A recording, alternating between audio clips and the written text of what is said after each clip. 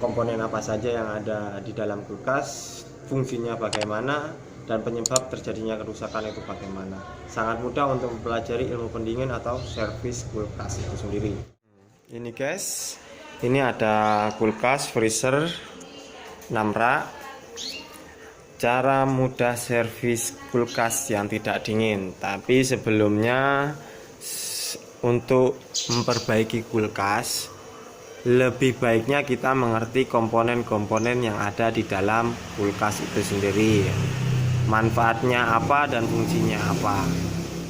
Setelah itu baru kita bisa melihat kerusakan kulkas atau penyebab-penyebab kulkas tidak dingin.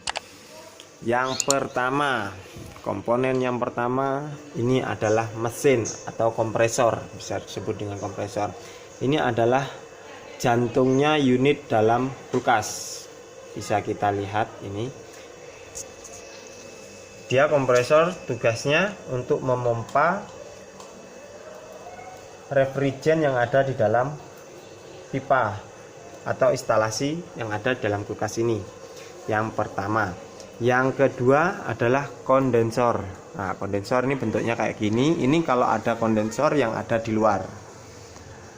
Ada juga kondensor yang sudah ada di dalam bodi kulkas. Tidak bisa dilihat tapi bisa diraba dan dirasakan. Kondensor biasanya identik panas guys. Ini kita sentuh panas. Temperaturnya bisa sekitaran 60 sampai 100 derajat Celcius. Ya mungkin 90 derajat Celcius. Nah, bisa diraba di bodinya, pasti akan terasa hangat.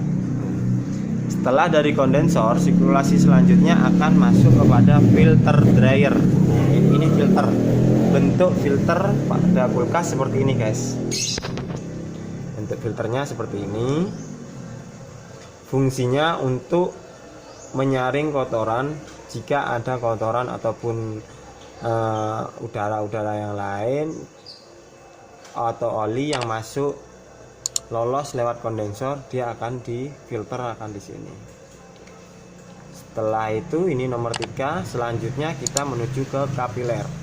Ini komponen yang nomor 4. Bisa diingat, ini komponen nomor 4. Ini pipa kapiler atau pipa yang kenapa disebut dengan kapiler, karena dia pipa yang ukuran diameter dalam itu kecil guys.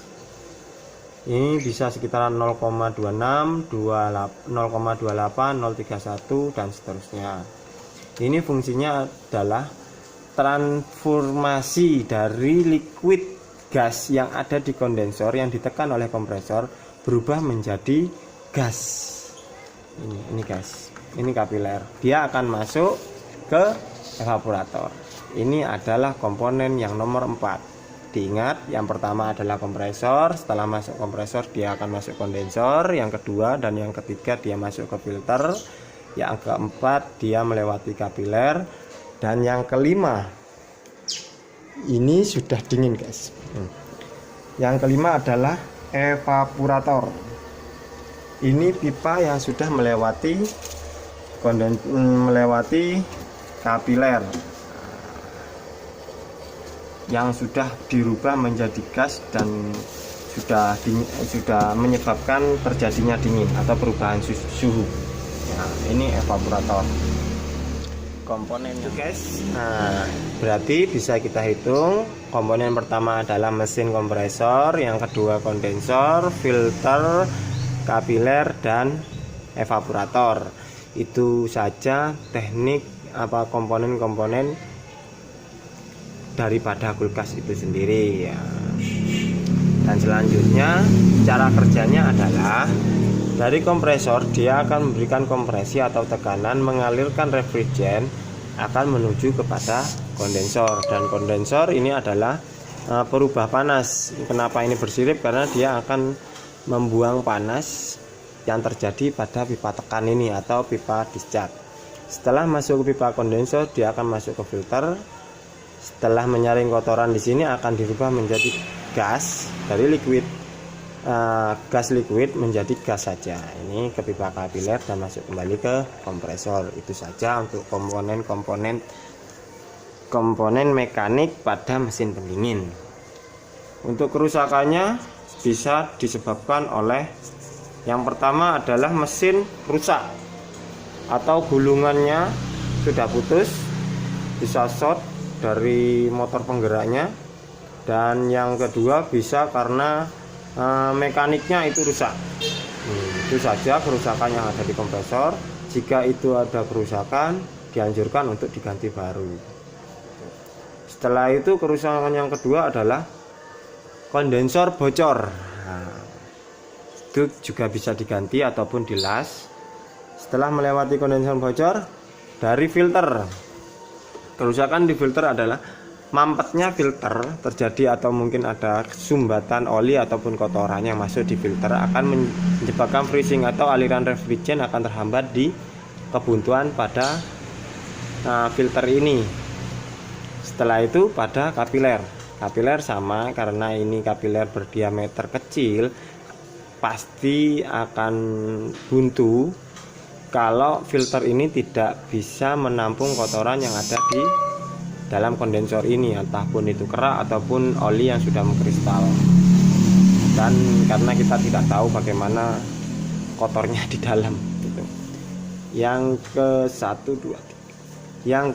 yang kelima adalah bocornya pada evaporator yang tadi ada di dalam itu, guys. Bocornya evaporator yang ada di dalam itu. Ini kebocorannya bisa karena korosi ataupun karat, atau memang sudah bocor karena tipis bahannya. Bisa juga dari kena tertusuk oleh pengguna itu sendiri, pemilik gas.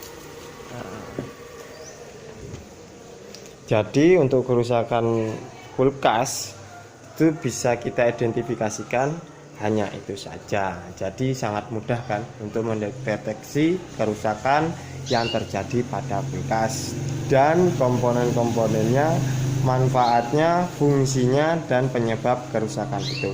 Untuk kelistrikannya bisa disimak untuk video selanjutnya, kelistrikan kulkas ataupun diagram kabel pada kulkas 1 pintu, 2 pintu ataupun pintu-pintu yang lainnya.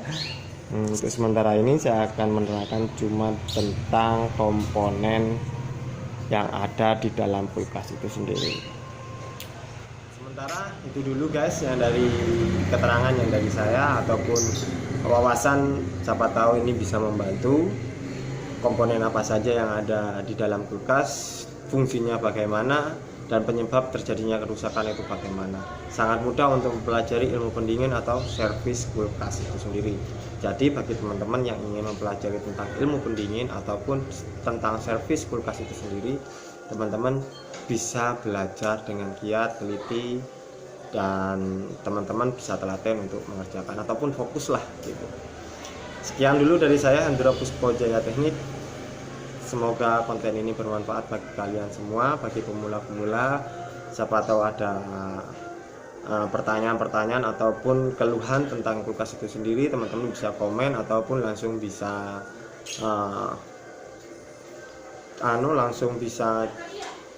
hubungi saya lewat nomor kontak person saya di galeri ataupun di profil saya. Di itu saya akan cantumkan nomor pribadi saya bagi teman-teman yang ingin membutuhkan. Sekian dulu dari saya. Salam sehat selalu. Wassalamualaikum warahmatullahi wabarakatuh.